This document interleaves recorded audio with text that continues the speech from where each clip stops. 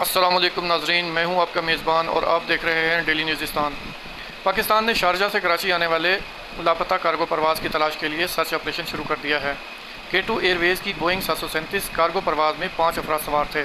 پرواز نے navigation system میں خرابی کی اطلاع دی تھی، جس کے بعد کراچی ایئر ٹریفک کنٹرول نے اسے رہنمائی فراہم کی۔ تاہم پاکستان ایئرپورٹس اتھارٹی (PAA) کے مطابق کچھ ہی دیر بعد طیارہ تیزی سے نیچے آنے لگا اور اس سے ریڈیو رابطہ منقطع ہو گیا۔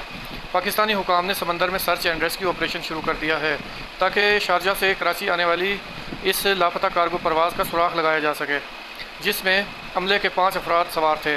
پاکستان ایئرپورٹس اتھارٹی (PAA) کے مطابق طیارے کا کراچی کے قریب پاکستانی ساحلی علاقے میں رابطہ منقطع ہو گیا، جس کے بعد تلاش کا عمل شروع کیا گیا۔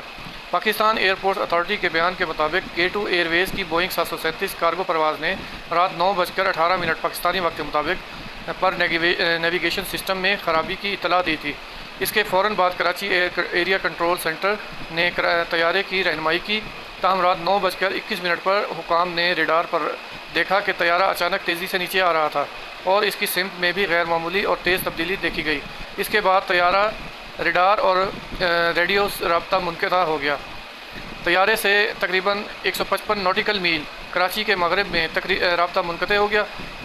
PAA پاکستان ایئرپورٹس اتھارٹی کے مطابق اس واقعے کے بعد ریسکیو کوآرڈینیشن سینٹر کو فوری طور پر فعال کیا گیا اور لاپتہ طیارے کی تلاش کے لیے مختلف اداروں کی مدد سے سمندر میں مشترکہ سرچ اینڈ ریسکیو آپریشن شروع کر دیا گیا۔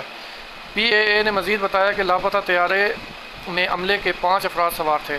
PAA کی جانب سے طیارے یا ریسکیو آپریشن کے بارے میں اس کے بعد مزید کوئی تفصیلات جاری نہیں کی گئیں۔ تو ناظرین، دیکھتے رہیے ڈیلی نیوزستان، اور اگر آپ کو ہماری ویڈیو پسند آتی ہے تو لائک کریں اور چینل کو سبسکرائب کریں۔ اللہ حافظ۔